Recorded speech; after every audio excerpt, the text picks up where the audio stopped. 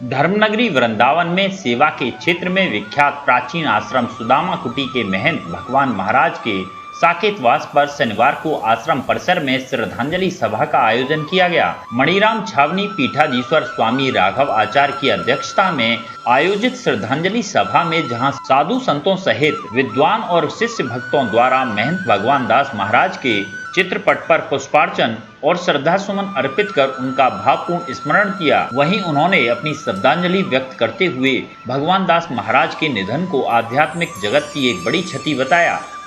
जी महाराज जी को भावांजलि दी थी, क्या था महाराज जी का? परम पूज्य हमारे दादा गुरु श्री श्री 108 श्री श्री भगवान दास जी महाराज, जिनका 24 सितंबर को गोलोक गमन हुआ।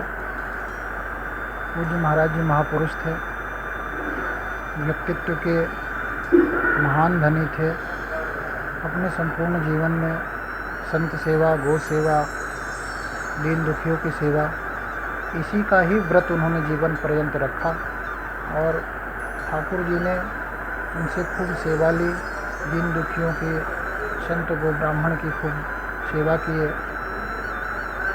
गुरु महाराज की सेवा पूज्य श्री परदादा गुरु श्री श्री 108 श्री श्री सुदामा दास जी महाराज की आज्ञा पालन में ही अपना संपूर्ण जीवन समर्पित किया। 1967 में सुदामा कुटी पूज्य श्री महाराज श्री से दीक्षा ग्रहण की और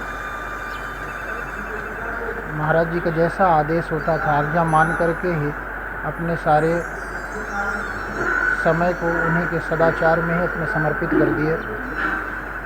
यहाँ की जो प्रकल्प थे, इन सब की जिम्मेदारी पूज्य श्री महाराज जी को 1984 में दी गई।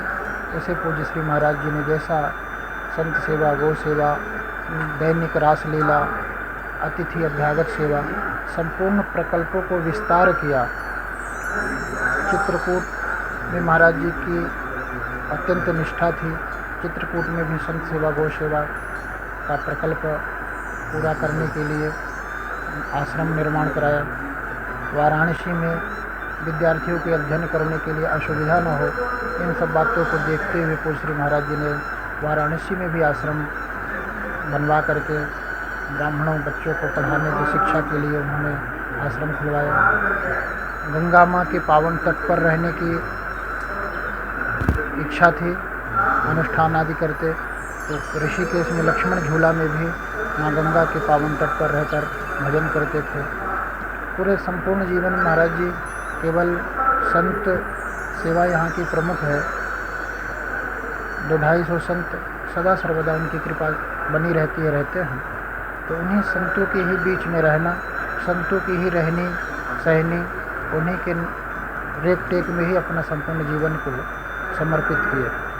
आज हम लोगों के बीच से उनका आशीर्वचन है और हम लोगों के बीच से पंचभौतिक शरीर छोड़कर दिव्य धाम भगवत धाम को गए और उनकी कृपा आशीर्वाद से ही यह सारे कार्य संपन्न हो रहे हैं।